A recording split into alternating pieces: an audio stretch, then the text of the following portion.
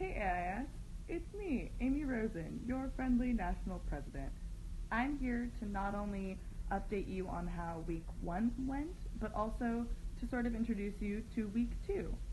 For those of you that missed some of the videos and things from last week, this is week 2 of the 6 and 6 campaign, where I'm embarking on a very challenging journey to study and take all 6 ARE exams. For those that missed the video last week, I just want to clarify and make sure you all understand that this is not at all trying to encourage or push you all to take all 6 exams in 6 weeks or to even study for an exam in just 1 week. The point of this is so that I can really hone in on all of the content for all of the exams, all of the tips and tricks, some of the study materials, and some other resources that are available for you so that you can feel more prepared and ready to not only schedule your exams, but really plan out the timeline that you're going to embark on. So, as a recap of last week, the first exam that I took was the Programming and Analysis exam. This is called Exam 3 on the NCARB website, as well as on Black Spectacles, as well as on any other ARE prep provider materials.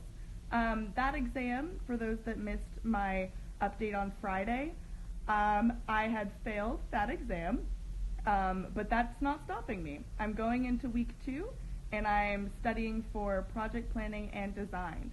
And something I just really want to make sure you all understand is that whether you pass or fail an exam, it shouldn't stop you.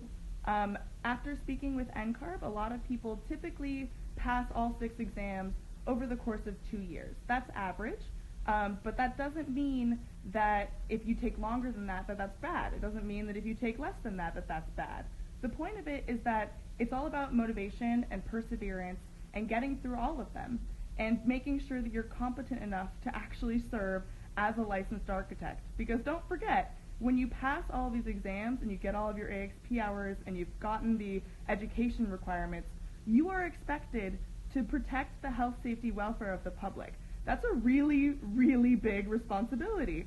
So you want to make sure that you actually understand all of the concepts being covered on the exams and that you can focus in a way that these tests are really able to analyze. So going into the fact that I failed, if I had for some reason passed that exam, that would mean that it would start my 5-year rolling clock. And that's a concept that I want you guys to know, because on NCARB, when you pass an exam, it officially starts a time, it starts a countdown, which means that that pass on that exam only counts for 5 years from that date. So Friday was January 25th. If I had passed that exam, that means that I would need to pass all of my other exams by January 25th of 2024, which is 5 years from last Friday. Since I failed, my rolling clock hasn't actually started. If I pass any of the future 5 exams, that will be the day that my rolling clock starts. And that's a really important thing to remember, because after speaking with some of my friends who are going through the process, as well as people at NCARB, people generally start their exam process, they're really focused, really studying, maybe they pass a couple exams, but then something happens in their life, or they get distracted, or something just really derails their studying. Then oftentimes a couple years pass, and all of a sudden that rolling clock on those first 2 exams that they passed is really coming to a close, and that's a really stressful concept. So be sure that when you're starting your exams and you're actually taking them, that you're ready for that countdown. But regardless, as soon as you graduate from architecture school, I highly recommend that you just start studying for your AREs right away, because it's definitely a way to make sure that not only did you understand all the more theoretical things that you learned in school, but that you can actually apply those to your practice so that you can be the best architect that you can be. So now I'm just going to show you what it looks like on the NCARB website when you fail. And I want to go through the way that I performed on all of the sections. Last week I kind of anticipated how that would look or how I would do, but the results were actually pretty surprising. So let's look at them. So when you look at the exam portal, I showed this to you last week, you can see that it literally says fail, just right there, shows the date that you took the exam, and it tells you that you failed. When you click on that, you have the ability to download a score report. when you go into that score report, not only does it say fail in really big blue letters, just to reiterate and make sure that you know that you didn't pass, but then you can scroll down and actually get a breakdown of how you did, and it's called the ARIES score report. So in an effort to be super transparent and vulnerable with all of you, I'm going to show you how I did. So they rank each of the sections in terms of 4 different levels.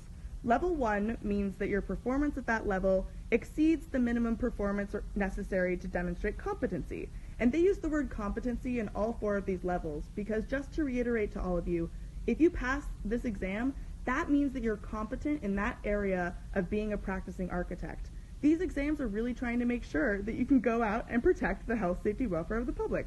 Level 2 means that performance at this level meets the minimum performance necessary to demonstrate competency. Level 3 means that performance of this level does not meet the minimum, and level 4 means that you're far below meeting the minimum. So let's look at how I did. On average, I was in the middle 2 levels, which meant that I either met competency minimum, not exceeds, or did not meet the minimum requirements to demonstrate competency. The interesting thing is that I actually met competency in the 2 areas that I was expecting to not meet them, codes and regulations, as well as building analysis and programming. The 2 areas that I did not meet were environmental and contextual conditions and site analysis and programming. Looking at that, I'm realizing that maybe it's because when I was studying last week, I was really being exposed to content area 2 and content area 4 more holistically, whereas content area 1 and content area 3, I think I was questioning myself on those questions and looking at my own personal beliefs with regards to sustainability. And so that's really interesting because I really expected it to be inverse.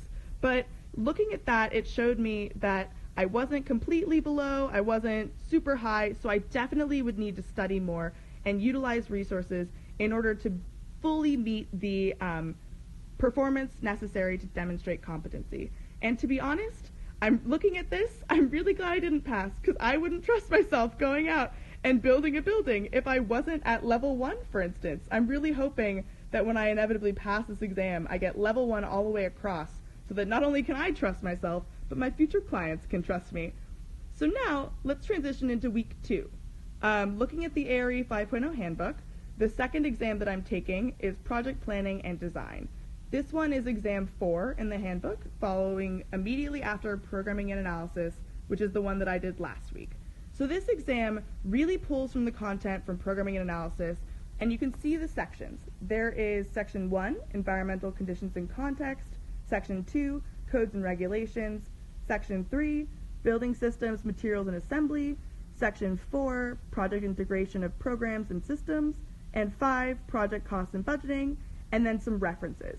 So I'm sure you guys were just thinking back on the sections that I illustrated in programming and analysis, and you're like, wow, a lot of these are really related.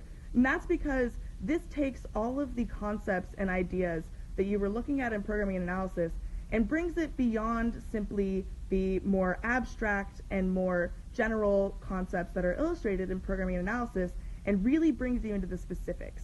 This is about the design process and actually getting into the design phases of the ARE. And this exam is definitely the most robust of all of the 6.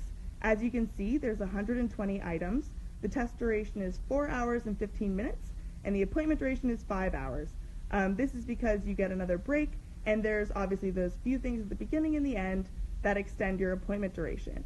So this exam, you can see the percentage allotted to each of the sections, just as you could see with programming and analysis, but this exam is definitely the most robust and perhaps pertinent with regards to the design process. Obviously, all 6 exams are super, super important in order to ensure that you are competent in ensuring the health, safety, welfare of the public, but this one really hones in on those details. It hones in on what you actually need to execute a project. And as you're scrolling through the ARE 5.0 handbook, you can start to see the objectives within each of the section, which are kind of related to what you saw in programming and analysis. So it's definitely something that I will feel similar with regards to my studying, but definitely getting into more details. And just like in programming and analysis, they have some sample items, correlated with each of the objectives. One of the things that I wanted to highlight was that after speaking with some of my peers who are also on their ARE process, they actually noted that it's really, really helpful to not just use one ARE prep provider while you're studying, but using multiple. Because even though they do their best to replicate the way that NCARB is structuring their exams, they're not NCARB. None of these test providers are NCARB. So it's impossible to actually get exactly what NCARB is going to be studying, and so you have to really make sure that you're testing your abilities on various different prep providers and you're able to hone in on all those resources. So in addition to using Black Spectacles, which for this exam there's 30 hours and 15 minutes of videos, which if you remember from last week is a significant jump. Programming and Analysis had about 18 hours, so this is definitely much more content, and that's natural given the specificity and the difficulty of this exam. I'll also be using the flashcards that they have. For this exam, there's 626 flashcards, and then just to show you an example of the difference between programming and analysis and project planning and design, you can see here with regards to site considerations, in programming and analysis, you're noting opportunities. They're really trying to make sure that you can pull together all this information and be able to discern whether a certain area is worth building on or whether it's not, whereas in this exam, you're moving to final decisions. You're moving into where do you actually want to place these different architectural elements, what materials do you want to use, and so on. But in addition to this, I'm also going to be using PPI, which is the ballast guide. So when you look, they can actually give you not only a full book version, but you can get a digital ebook when you purchase their ARE 5 review manual. So this is written by David Kent Ballast, that's why it's often referred to as the Ballast Guide, but it's purchased through PPI, which is a newly acquired Kaplan product. So looking into this section, there's 3 different documents that I want to highlight. PPI gives you not only the overall review book, so you can see the overall chapters. This is obviously more extensive than the sections as they're outlined on NCARB, but all of these chapters are illustrated here, and you can sort of read through. And as you're reading through, there are correlating practice problems that PPI gives you to actually make sure that you understand each thing. So my plan going forward is I'm going to read the section correlating.